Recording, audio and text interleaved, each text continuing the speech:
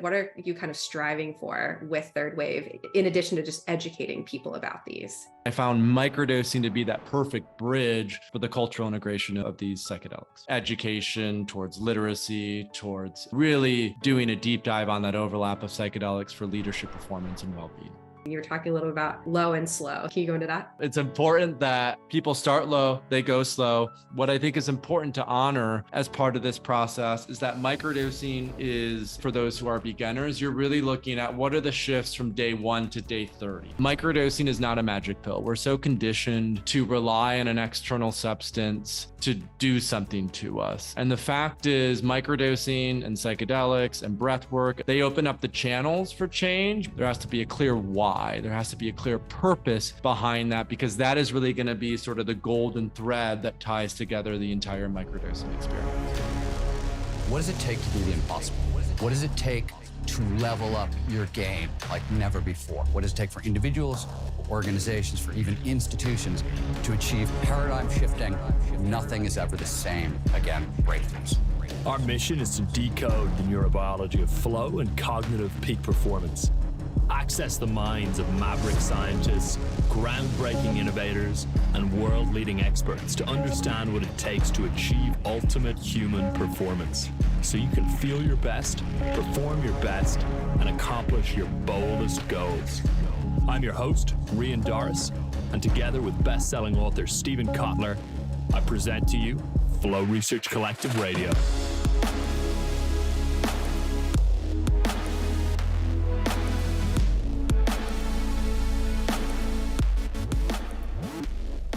Welcome to Flow Research Collective Radio. I'm Dr. Tori Higgins, the head coach at the Flow Research Collective. And today I'm sitting down with Paul Austin, who is one of the most prominent voices in the world of psychedelics. Thanks for taking the time today, Paul, to hang out with us. Thank you, Tori, for having me on. I'm really excited to talk about psychedelics and flow and leadership and everything. I know this is a hot topic with your audience, and it'll be fun to dive in. It truly is. We get questions about this all the time. So this is going to be a much referenced episode in our collective. Good. For folks who aren't familiar with your work yet, you're the founder of Third Wave, through which you've educated millions on the importance of safe and effective psychedelic experiences. You're a pioneer at the intersection of microdosing, personal transformation, and professional success. And you've been featured in Forbes, Rolling Stone, and the BBC's Work Life. You're also an expert in helping others use microdosing as a tool for professional development and increased self-awareness by treating the use of psychedelics as a skill, refined through mentorship and courageous exploration, which we're definitely going to be diving into extensively in this episode. So let's start, though, with just talking a little bit about your path to founding Third Wave. How did this happen? Can you tell us a little bit about how this work became your purpose?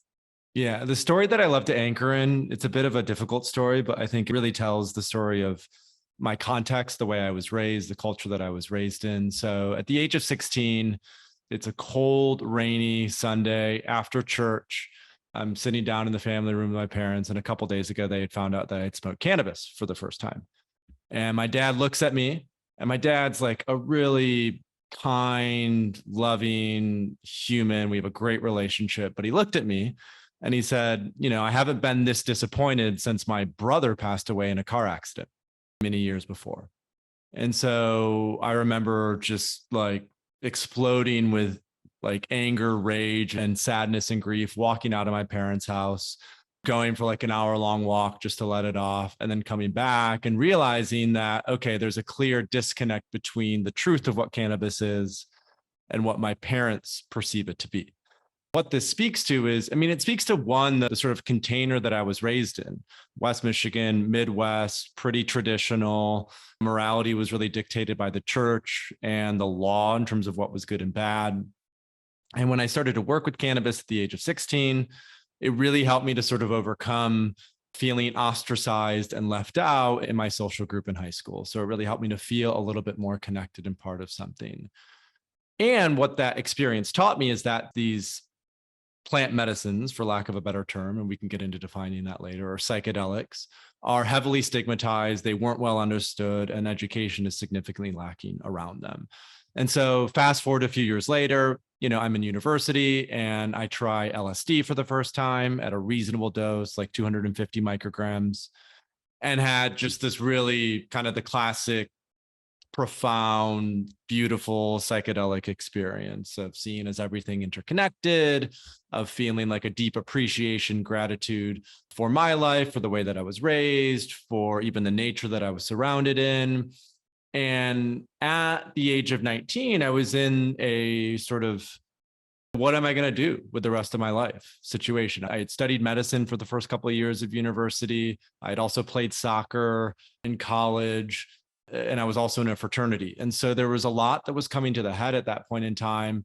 And in those early psychedelic experiences, what really came forth was, to really, as cliche as it is, to follow my passion, to follow my heart, to really listen to what it is, to not live by the sort of conditioning or conventionality of what everyone else is dictated by, but to really invest in my 20s in charting my own path and creating my own existence and having the courage to do that, even in the face of, what probably looked like insanity to most people around me. Because when I graduated college, I moved to Turkey. I taught English in Turkey for a year. I ended up traveling to over 70 countries throughout my 20s. And in that process, while living in Budapest at the age of 24, I was with a couple of friends, and we were, again, doing LSD at higher doses and just sort of reflecting. This was in 2015 now, reflecting on the state of psychedelics, reflecting on the fact that Tim Ferriss and Joe Rogan had started to publish podcasts about psychedelics at that point in time. NYU, Johns Hopkins had started to publish a lot of research about the efficacy of psilocybin. And back to cannabis, by 2015, there were several states that had legalized recreational cannabis and many, many states that had medicalized cannabis. And so we had this sort of aha moment in 2015 of, okay, psychedelics are definitely going to be this sort of next big thing after cannabis from an entrepreneurial perspective, but we can't repeat the mistakes of the 60s. After I studied medicine, I went and I actually finished a degree in history and business. I had a double major. So I'm a huge student of history and lover of history. And when it comes to history, a lot of these patterns repeat themselves over time in sort of the human dialogue and human context.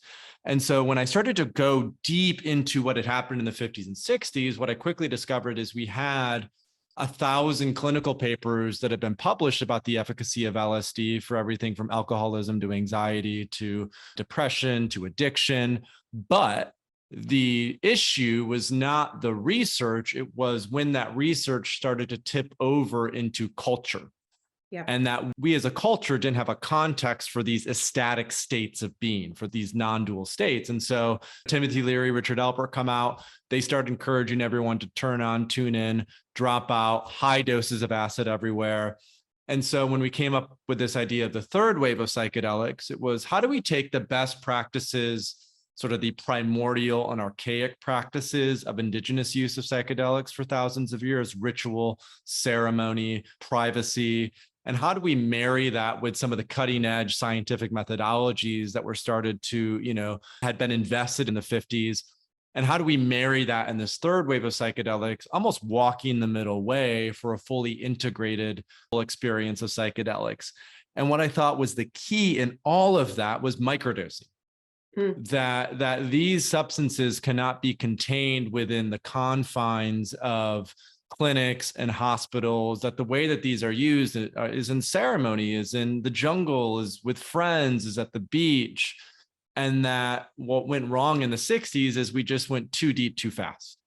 And so the key for, I think, this third wave of psychedelics is, how do we normalize a relationship with these plant medicines by starting low and going slow, and recognizing that the vast majority of people don't necessarily want full ego dissolution and ego death. Maybe they just want a little bit more energy, a little bit more clarity. They want to have a little bit better of a mood. And I found microdosing to be that perfect bridge for the cultural integration of these psychedelics. That makes so much sense and explains the third wave name. And I want to dig into what is microdosing, and we can get to protocols later. But before we do, I want to double click on, you're referencing all of the research that's been done thus far that indicates that there is so much possibility, so many indicators of these massive benefits to psychedelic tools. I guess, can you speak to what is your ultimate vision for this pursuit? What are you kind of striving for with third wave, in addition to just educating people about these? I love it, Tori. We're just like going there. We're not going holding there. anything back. It's not how we is- roll at this is- FRC. This is a beautiful question. So, as I mentioned, and as you emphasize, right, in the 1950s, over 1,000 clinical papers were published on LSD in particular. Because of the stigma that existed around LSD from the counterculture of the 60s, the anti-war revolution, there has been very little research done in LSD in the last probably 25 to 30 years. However, there has been extensive research on psilocybin, which is the active ingredient in psilocybin mushrooms, on MDMA. There's been some research on ayahuasca, 5-MeO-DMT, iboga, et cetera, et cetera. The vast majority of that research is looking at the therapeutic mechanisms of these substances. In other words, how can psilocybin help to heal treatment-resistant depression? How can it help to heal alcoholism? How can it help to heal other addictions? MDMA, right? The research that, shout out to MAPS and the research that they've been doing. MDMA is being looked at as a treatment for PTSD, which is incredibly important. And what I love about this research is it's showing 2 to 3 times greater efficacy than conventional treatments like SSRIs and benzodiazepines and things like this. However, the purview is extremely limited in that it is only focused on the clinical and therapeutic mechanisms of psychedelics. And we've only had a handful of research papers that have been published about psychedelics for, let's say, the betterment of the well, to use a Michael Pollan phrase. One of those research papers was published in 1966 by a guy named Dr. James Fadiman, who has come back on the scene as the father of microdosing. And in that study in 1966, he took 27 professionals who were in the San Francisco Bay Area and gave them approximately 100 micrograms of LSD, told them to come in with a problem that they had been stuck on for about 3 months. And out of those 27, I think 25 were able to come up with an innovative solution to that problem that they had been stuck on through that psychedelic work. And the sort of list of inventions that came out of that are really quite impressive. And so my background has always been in psychedelics. I was very fortunate that although I grew up in a traditional and sheltered home, it was also very loving. I had a great family life. I played the violin for 12 years. I played soccer. I was in great athletics. I didn't necessarily have any deep trauma or adverse childhood experiences that had to be integrated. And so when I started to work with psychedelics, there was some initial shadow work of, healing the shame and guilt of being raised in such a Christian conservative environment. But pretty quickly, I went into vision. I went into creativity. I went into what we might even call self-actualization, if not self-transcendence. And if we look at the sort of origins of the human potential movement, which I'm sure has been talked about on this podcast from time to time, it roots in the Esalen Institute, and it is really overlapping with the sort of initial foray into psychedelics in the 60s. And yet, still, to this day, we have very little research that exists about the overlap of psychedelics for leadership, psychedelics for creativity, psychedelics for flow, psychedelics for optimal well-being, psychedelics for relationships. And so what I'm most driven by on a tactical level is how do we encourage conversation about the importance of psychedelics for the betterment of well? How can we start to facilitate research at that overlap and intersection with the core intention of, I love one of the futuristic thinkers that I love is Bucky Fuller. And he has this great quote of, don't fix the model that's broken, right? Create a new model, build a new model that makes the old model obsolete. And so for the last like 300 to 400 years, we've sort of been, industrialism brought a number of incredible benefits to us as a populace and a species. It raised tens of millions, if not hundreds of millions of people out of poverty. The technological solutions and innovations that came out of industrialism have changed our lives for the better, I would argue. And we've reached this sort of holding pattern over the last 60 years where that frame, that context, no longer serves us. And there's actually a phenomenal book on this by Alvin Toffler, a well-known futurist. He wrote a book called The Third Wave in 1980, which I found out about after the fact, after I'd actually started the third wave. And in that book, he outlines how the first wave was agricultural use, the second wave is industrial use, and the third wave is the information age, the information era. And so what I'm most motivated by is how can psychedelics help us to fully step in to that integrated worldview where we don't see things like, for example, in industrialism, it's the producer and the consumer, right? In industrialism, it's you versus me. And what I sense to be true is that the core teaching of psychedelics is that we're all connected. There's a sense of interbeing in everything. And that the new systems that we build in education, in healthcare, in business, in politics have to recognize that truth and have to come from that truth. And that the more that we can, particularly for those who are in leadership positions, for those who are in creative positions, for that 5 to 10% of people who are responsible for building the systems of tomorrow, if we can inform that philosophy with an embodied sense of gnosis or through plant medicine experience, I think that will go a long way to building and creating new systems that are, for lack of a better term, more harmonious, more in alignment with nature. They're more in alignment with what we really need to be nourished and healed as human beings.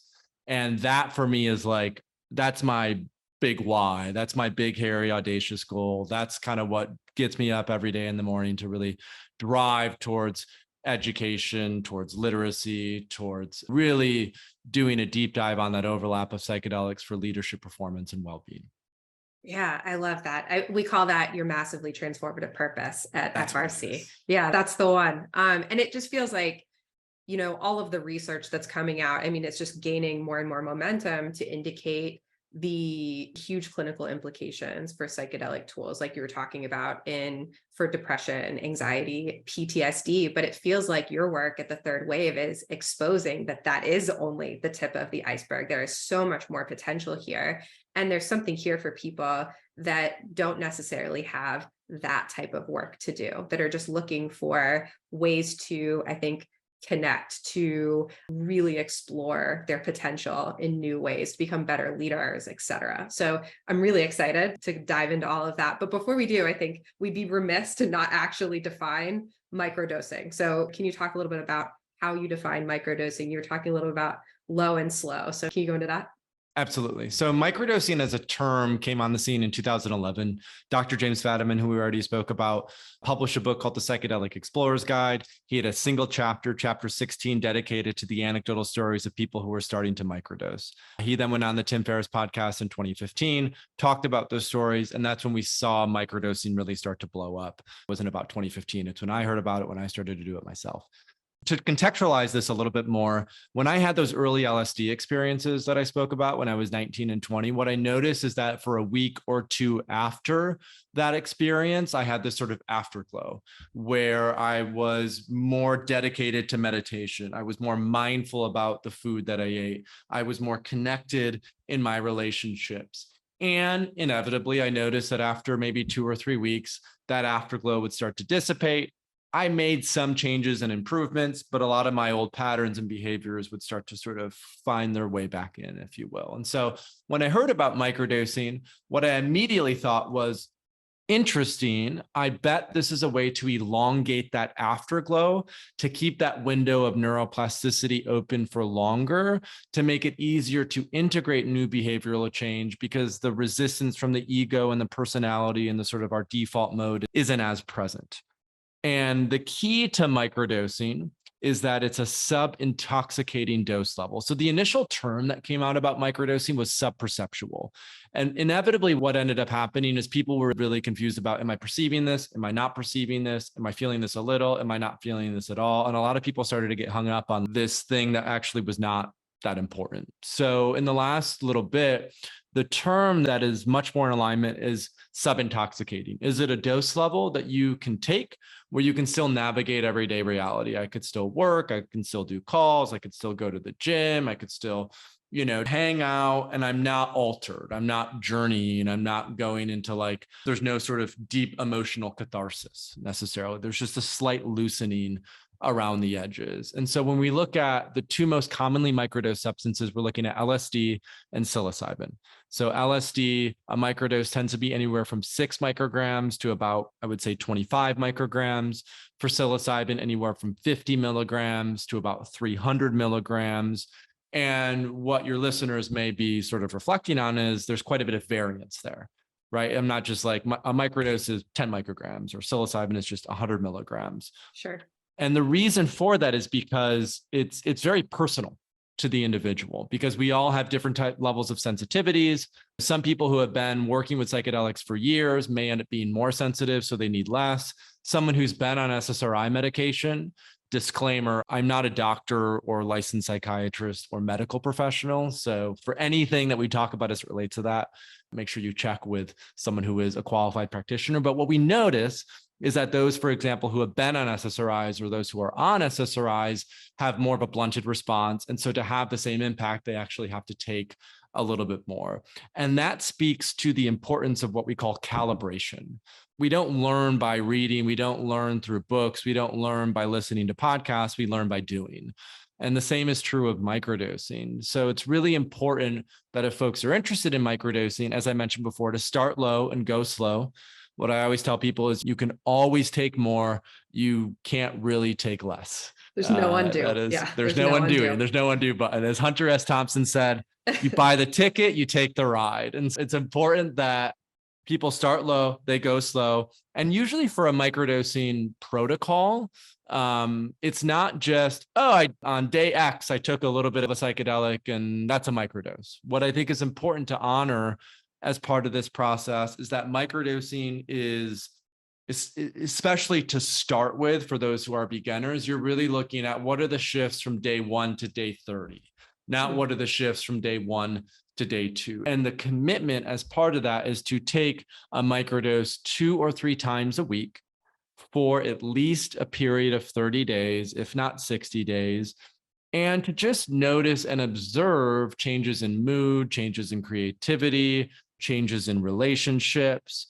And as part of this, what I emphasize every time is that microdosing is not a magic pill. We're so conditioned to rely on an external substance to do something to us. And the fact is, microdosing and psychedelics and breath work and all of these practices, they open up the channels for change, but there still has to be what Huberman calls willful participation. There still has to be a commitment to actually make those changes ourselves. And so really looking at microdosing as a catalyst for neuroplasticity, recognizing that it's going to help make it easier to shift and change, but that there's still going into that microdosing protocol has to be a clear intention.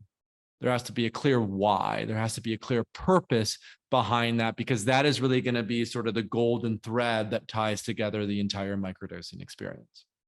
I think that's a really important frame, that you need to have that intention or that goal. What are some of the most common reasons that you see people try this out?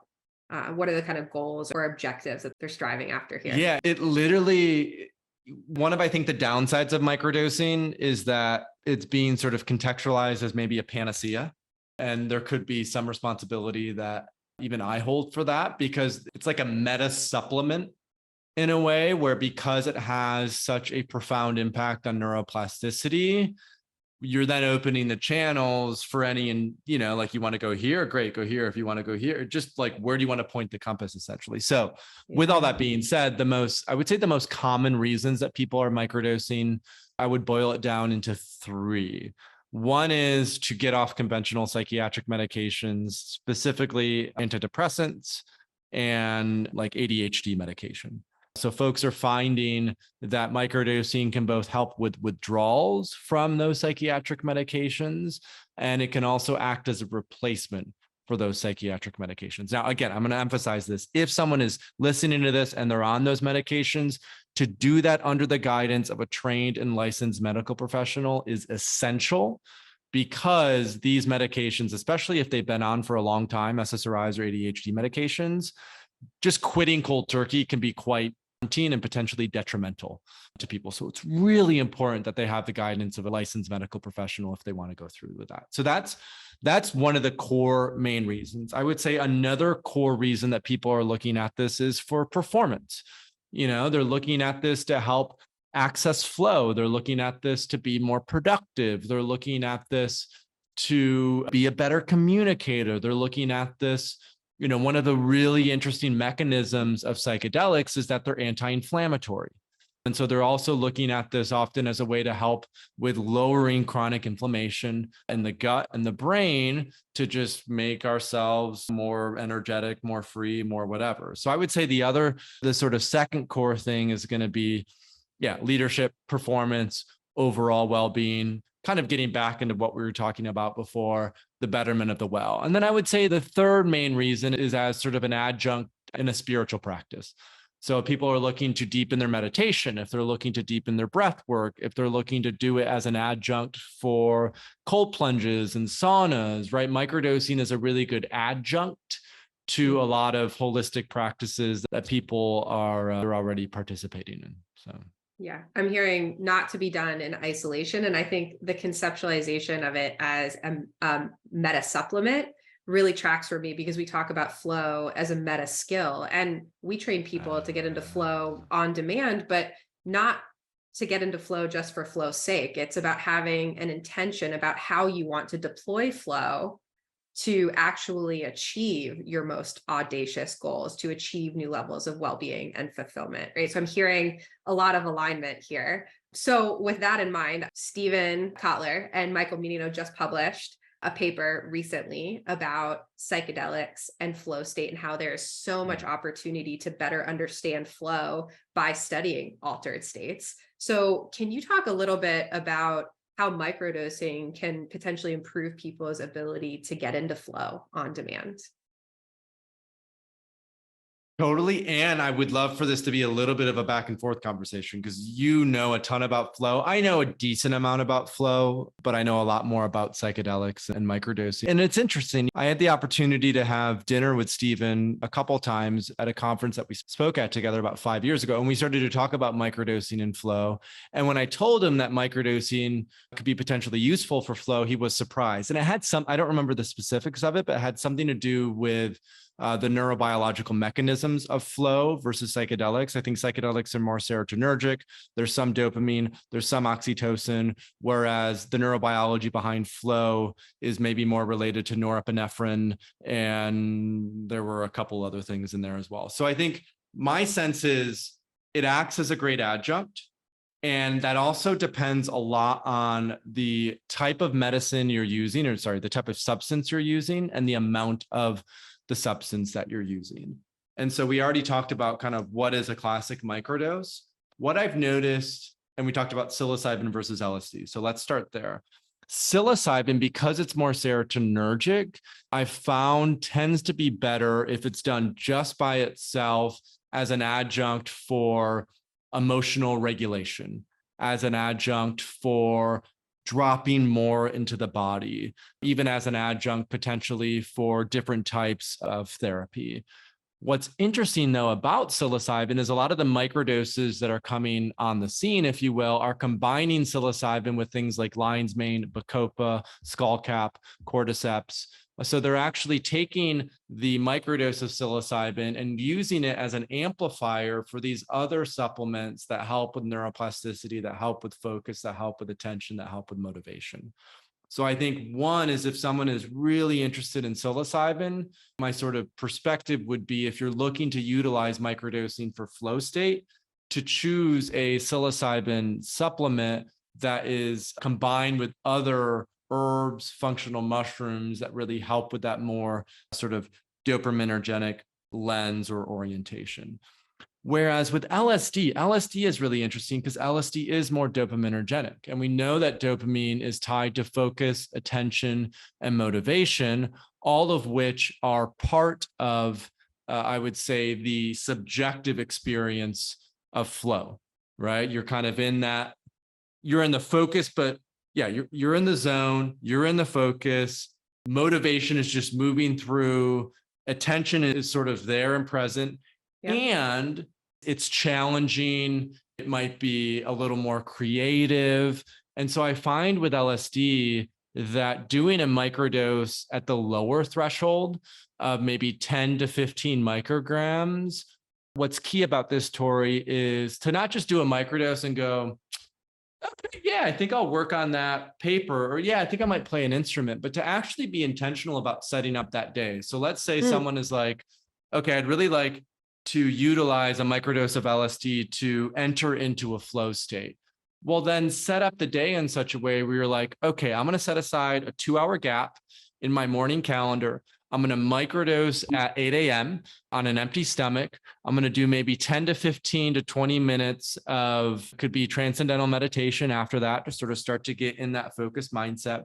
And then I'm going to queue up a creative task, maybe that I've been procrastinating on. Maybe it's working on a book. Maybe it's writing out a strategy that you're going to share with your team. I'm going to set aside a 2-hour gap. I'm going to block out everything and just utilize the energy of that LSD microdosing to go deep and dive in. And what I've noticed is it's like a flow plus, where it's like when we get into flow, maybe every now and then there's a little kind of like, what about this? What, like little distractions? And what I've noticed with LSD is it just allows for absolutely full immersion, as long as that structure of the container is really well held and really well set. Because the risk with adding microdosing into something like that is, if you get distracted, you get really distracted.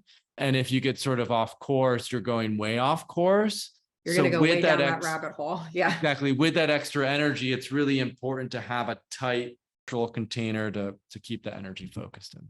Well, yeah, I mean, what you're describing is absolutely how we coach people to set up flow blocks. So ensuring that it's time constrained to drive focus into the task, having a clear goal for that time block so that you have a finish line so that you can win it, right? Again, harnessing the dopamine into the task. And I just think, I mean, just listening to you, there's a reason that Stephen just published this paper asserting that, the neural dynamics of the psychedelic state is this huge opportunity to have a much better understanding of what's happening at the level of the brain when we're getting into flow. And just as you were talking through that, it just strikes me that there is so much overlap between being in an altered state and being in flow, right? Like that diminishment of self, that merging of action and awareness. There's the time dilation or, alterations in time. So there's so many instances that these are such similar states that I do think that it's just such a huge opportunity to better understand what's going on. And of course, that informs how we actually master it on demand. And what I would add two things to that. One is also the marriage of hemispheres. So we've already shown with high dose of psychedelics, there's been brain scans that have been done that shows that there's incredible communication between the two hemispheres of the brain. And that's also happening at these lower, I mean, it's not as pronounced, but it's also happening at these lower doses of psychedelics, which I think speaks to, especially for probably a lot of your listeners, for myself, for a lot of entrepreneurs and founders, we tend to be much more linear. We tend to be much more type A. We tend to be much more sort of like do, and that's why I personally love LSD microdosing, because it starts to bring in some of that nonlinear, some of that creative, which I find to be like playfulness for me is such a key component of flow. If there's a substance like LSD that can help to sort of amplify that playfulness, then whatever task I'm focused on is going to be that much more enjoyable. The other thing is endogenous versus exogenous, right? And so my sense is what you've really covered and done a great job through a Flow Research Collective is flow can be elicited from an endogenous perspective. And I think it's important that that's cultivated as a skill. So that way, if people do choose to engage with microdoses, they realize that regardless of whether they're using the microdose or not, they still have that capacity. That capacity is innate within themselves to be able to get into flow. And that the microdose is just like, it's like a little bit of a performance enhancer. It's a little bit of an amplifier. It's just a little bit more sort of gasoline in the gas tank, if you will. But it's not crucial or 100% necessary to be able to access and enter a flow state. 100%. I mean, that just brings me back to the differentiation between meta supplement and meta skill, right? Different uses. Right. But it also feels like, one is learning how to get that default mode network online. I think that, to your point, executives, people working in fast-paced, highly volatile environments, that executive attention network is fully engaged, right? We are deeply paying attention. We are linear. We're bouncing from one thing to the next. And really what we're talking about here is either practicing how, or using a supplement to get that default mode network online, where we can actually down regulate our nervous systems a little bit, get more divergent, get more creative. And really what that enables us to do is tap into our subconscious, where all that wonderful mastery and life experience lives, right? So that totally informs different types of decision making, more creative ideas, right? And I'd love to hear a little bit about, what you think this does for collaboration and the ability to connect with other people. It feels like it would really help. So when it comes, it's super, super helpful. So leading into that, I want to touch on one more thing, and then it will be a really great transition into that collaborative mindset. Sure. Oftentimes, what I've found and what, a lot of teachers and other folks find is that if they have a client or there's someone in their life who really wants to, for example, start meditating, but they just can't figure out how to really shift themselves to consistently meditate, something like a high dose psychedelic experience, or even a moderate dose psychedelic experience, or even microdosing can be that thing that helps them to get enough lift to actually commit to doing the thing. And so I think also with a lot of folks who are overly stuck in sort of that linear, rational type A mind, and they're finding it hard to really access flow in any way, a microdose or a psychedelic experience can be a really great catalyst or shift to actually sort of anchor into the felt experience of what it means to be in no mind, of what it means to be in a place, in a context, in a situation where things are just flowing through you. So that's the only other thing that I would add, is that exogenous catalyst of psychedelics can be a really great thing to create some lift. Now, when it comes to collaboration, a good friend of mine, Keith Ferrazzi, I don't know if he's been on the podcast yet, but he wrote a book called Never Eat Alone back in the day. And he recently wrote a book called Co-Elevation. And he talks a lot about how the future of work is collaborative. The future of work is potentially asynchronous. The future of work is more remote. And that those who are fantastic leaders have an ability to lead, let's say, from the back rather than the front. And if you look at the two key indicators of leadership efficacy, and this comes from something called the leadership circle profile, the two biggest indicators for leadership efficacy within organizations is vision and teamwork. And so vision, we've already talked a little bit about that. Psychedelics help us to get maybe that 30 to 40 to 50,000 point view. They help with divergent thinking to see how maybe, unrelated ideas can come together to form a new cohesive perspective. A lot of people will talk about, I went and I drank with Mother Ayahuasca for a week in the jungle, and I came out and I have this brilliant new idea for an app, which of course is such a unfortunate endpoint, but at the same time, the sort of energy is there of these can help us to be visionary. They can help us to be courageous. They can help us to think outside the box. And no leader is going at it alone. And so when it comes to collaboration, when it comes to teamwork, our capacity as leaders to be vulnerable, our capacity as leaders to admit to our faults, our capacity as leaders to be aware of our shadows so we don't project those onto our team or onto the people that we're closest with. That is what I believe psychedelics help with so much, is in helping us to expand our awareness of who I am. We see that the way that we communicate, we see that the way that we encourage collaboration, right? So much of that, even though leaders, quote unquote, leading from the back, so much of that still comes from a modeling perspective. And so if we as a leader can model vulnerability, if we can model empathy and compassion, which psychedelics often help with as well, really opening that heart to listen, to be with, and to understand.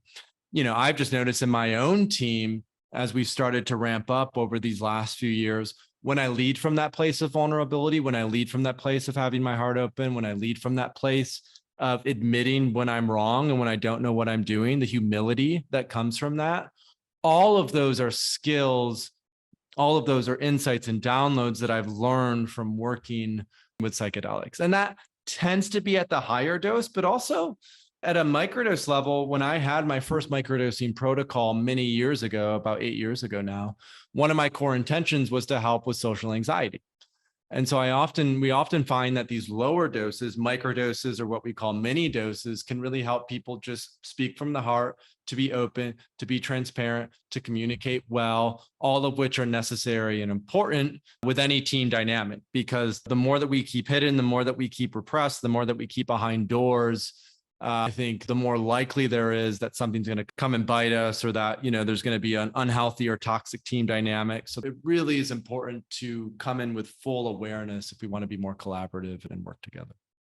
I think that tracks. And as you were kind of listing the different, benefits there, I was thinking of the group flow triggers that are outlined by Keith Sawyer, right? And it sounds like psychedelic tools have the potential to mitigate some of those group flow blockers. So really, better enabling or facilitating blending of egos, trust, open communication, and obviously building clarity in vision, because without vision, we don't know where we're going. Right. We can't leverage any kind of collective ambition, which is just a key driver of group flow. So I love that connection. I think that all makes a ton of sense. And another kind of reason why you're using it in the leadership coaching space.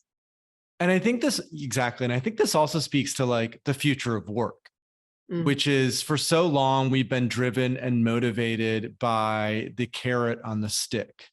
And we've made the assumption that financial well-being and monetary incentives are what are driving people. And what's happening slowly but surely is we're entering what might be called a post-materialist paradigm. We're entering a paradigm where money is less important, where things are less important, where actually community, experiences, and a shared mission matter a lot more. And so what I've even found, I'm glad you mentioned the collective ambition, because that's what sort of kicked this off. What I've even found with my own team as we're working towards this, Third Way's mission really is to legalize psychedelics for all adults, right? We want to make psychedelics accessible and available for all adults, cognitive liberty.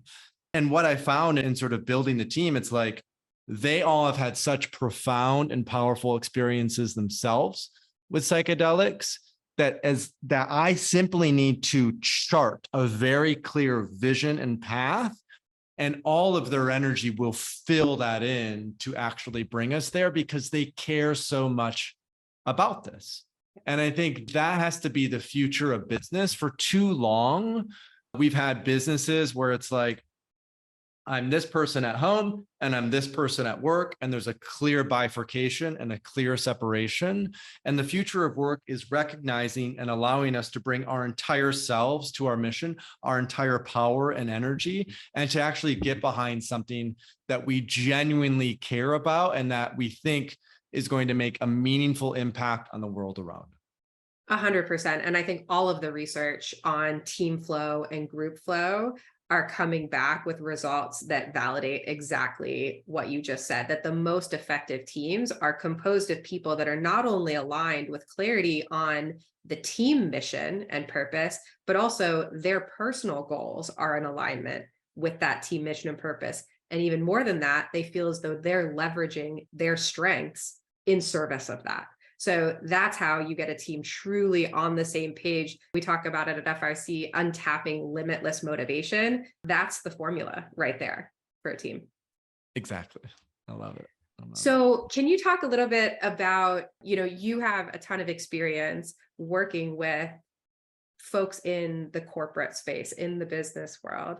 How are you integrating microdosing into that world? Because I would assume that there, is some resistance or some skepticism. What does that kind of look like?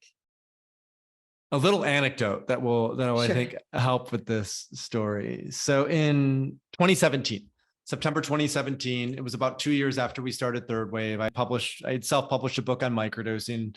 At that point, I was starting to get some of these features in the New York Times and Forbes and Rolling Stone and all those sorts of things. And I was invited to speak at a South by Southwest conference in Frankfurt, Germany. And this South by Southwest conference was a collaboration with Mercedes-Benz. And so they had me facilitate a workshop on leadership development for about 80 people on like the first day of the conference. And it was sold out, right? Like at capacity, no more people could come in. the conference organizers came to me after that first workshop and said, Paul, there's an interesting situation developing. We're hosting this conference with Mercedes-Benz, and we have all these people at Daimler who want to learn about microdosing. Can you do like an encore workshop, another workshop to actually bring them into the fold and teach them, all about this sort of interesting and new modality? And of course, we're in Germany. I have a lot of German friends. Germans are all about productivity, efficiency, precision, right? And so there was a really interesting fit there with microdosing as this sort of innovative nootropic that could help with productivity, efficiency, and precision. And those workshops were well attended. People were super engaged. People were super interested, all those sorts of things.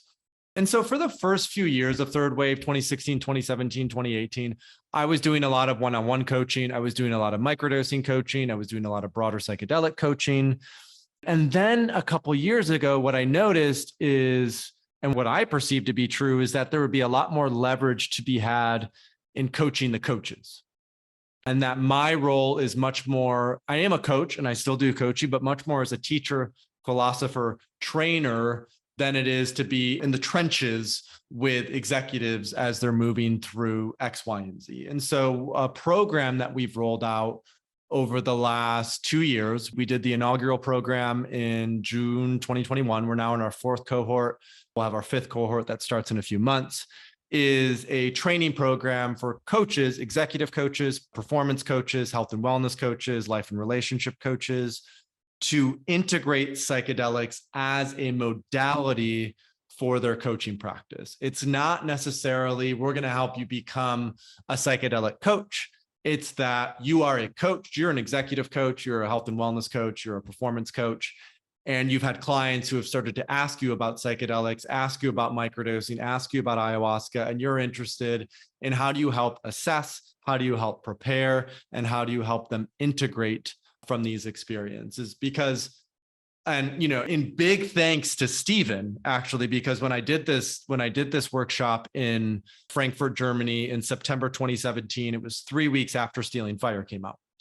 And so when Stealing Fire was actually the book that helped to shift the cultural perception about the utility of psychedelics for executives, for high performers, and for general leaders. And so what I found time and time again is that the people who you would never expect to be into microdosing, to be into psychedelics, are expressing interest in this. Like, as an example, one of the coaches that we've trained, he is an executive coach for a really high-level arts company in Chicago.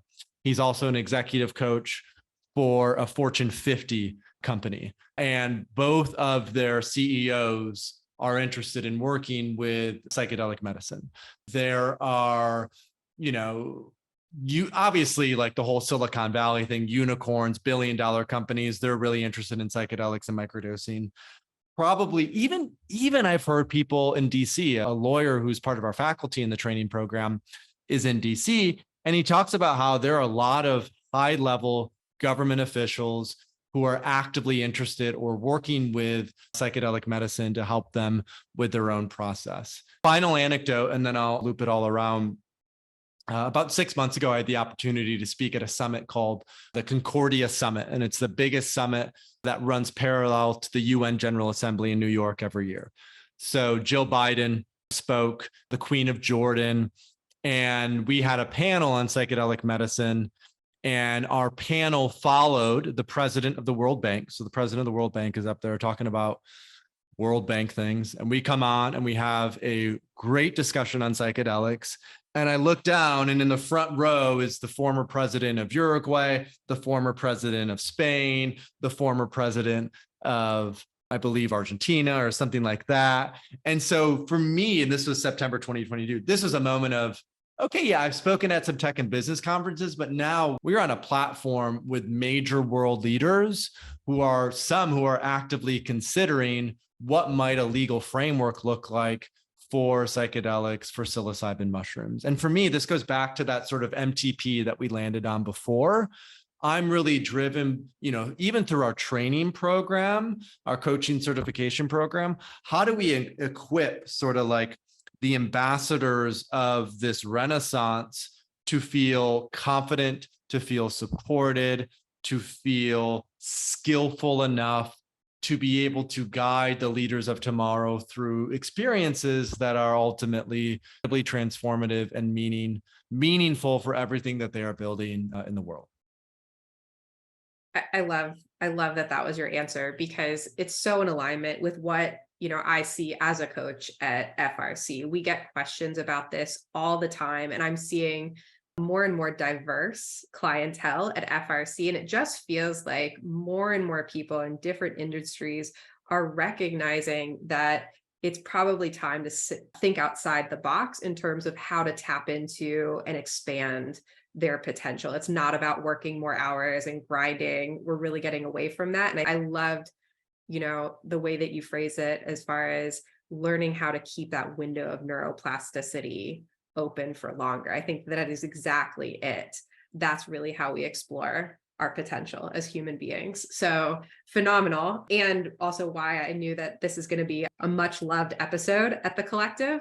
I know also we have, many coaches at FRC that go through our high flow coaching program. So they become flow coaches that probably their ears perked up when they heard you reference your program. So can you speak a little bit more, just to close out here, about if folks are coaches, how could they go about getting the certification with you?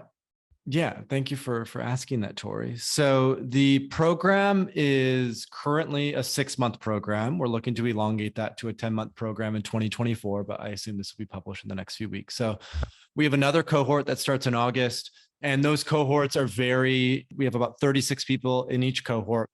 And the focus is on what I call inner transformation leads to external mastery. And so what I continue to emphasize in the training program, and what we even have as part and parcel of it, is an actual experience. And so, we have lectures, we have incredible guest faculty. A lot of our faculty are clinicians, MDs, clinical psychologists, doctors of acupuncture and Chinese medicine, who have now gone into performance as well and have coached some of the top leaders in tech and health and wellness and things like that. The program sort of follows this arc of theory, right? Let's learn, what is the theory of psychedelics for leadership, performance, and well-being? What's the historical context? What are the different medicines? What are the safety and ethics? What's the difference between microdosing and high dosing? What's the difference between a therapist, guide, and sitter? And what are the roles for each one of those? So we go a lot into sort of the theory of, as a coach, what do you need to know to be able to feel like you have the knowledge and information to weave this into your practice. We then have a 6-day intensive in Costa Rica, where these plant medicines are legal. And so we do that at a center that's close to Mount Arenal. And in that intensive experience, there's a lot of hands-on practice. We do what I call a microdose, which is a microdose in nature. We also have a ceremony that we do with higher doses, so people can start to get more and more familiar with the terrain. And then things like breath work, cold plunge. We have other workshops and whatnot that we lead as part of that as well. And then the last part of the program is what we call our practicum. And so right now that's 4 months in length. And that's, okay, how do you take now what you've learned through theory and what you've started to experience through the retreat and apply it to either the coaching clients that you're working with or new coaching clients that you may work with. And the overall trajectory, again, is it's not necessarily focused on, if you want to become a guide or facilitator for the actual experience. Our training program is much more focused on, if you're a coach and you're looking at assessment, prep, and integration and weaving psychedelics in as part of a larger coaching container, then we're going to help you feel confident. We're going to help you feel assured. We're going to help you feel knowledgeable, so that way you can best support your clients as they're going through that process. Sounds incredible. And we will definitely be posting links to learn more about that in the show notes for people that are deeply intrigued, along with all of your social media and link to your website, so folks can dive in and learn more about you and your work at Third Wave. With that, I just want to say thank you so much for taking the time to share all of your knowledge with the collective and for hanging out with me. I deeply enjoyed this conversation. So thank you. Thank you, Tori. This was a ton of fun. And if anyone has any questions, just, please reach out to me and I'll be happy to support. We'll be happy to support. Fantastic. Thank you. If what you've heard on Flow Research Collective Radio has been helpful, please consider doing us a solid and leaving us a review on Apple Podcasts, Spotify, or wherever you are listening to this. Reviews help us connect to a wider audience so we can get these peak performance principles out to more people.